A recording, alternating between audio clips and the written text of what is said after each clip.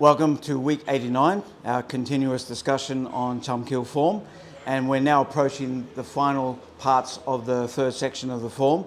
And so far we've looked at the Dai Bong and applications on both sides.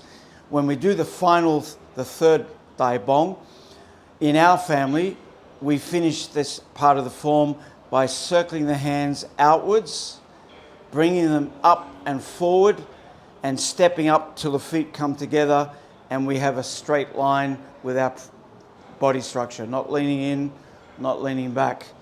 That's followed by a double Jing Jiao, palm strike, and then we close it off with this back fist-like movement. Not everybody does this action, but as most people who've seen the footage of the late Grandmaster Yip Man playing the form, he always finished the section with this action. He also did so in the Bilji form, according to WSL. We'll talk more about that when we get up to that point. But right now, I'll direct everyone's attention to what's happening here. In a lot of Wing Chun families, they tend to make a very big circle and pull back before launching a palm strike, or some people shoot their hands up high. There's a lot of variations. But for our interpretation, as per WSL himself, he looked at this as when you're inside and you need to get outside without losing control of your opponent. Short history lesson. Wing Chun, as we know it, didn't always have the more linear type of Chi Sao. There were earlier times when it was a much more circular energy.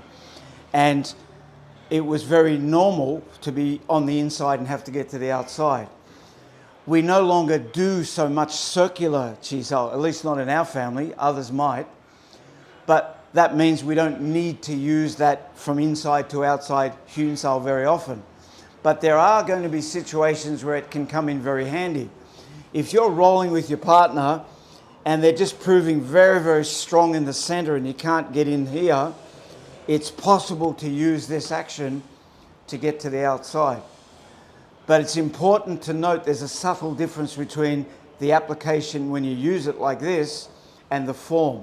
And that is, when I do it with a partner, I'm going to be using my thumb initially to make sure I control his arm. Because if I do it exactly as in the form, I'm releasing his arm. Now, if he's pushing sideways, that's not an issue. But if he's got forward intent, it could release him. So what I'm doing is catching him with my thumb momentarily before I move forward.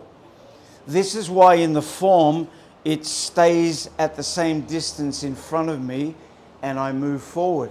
Because if Ganda comes back in again, if I allow that to come in, he's going to hit me.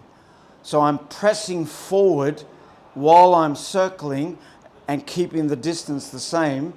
And the step is all part of it. If I do it without the step, he can take it off me. I'm in trouble straight away. But if I add the stepping action to it, I capture his balance. And now I can use whatever I want to use to attack him. So this is why at that last point, we circle, come up at the mid-level, and step. I'll discuss more about bringing the feet together on the next episode.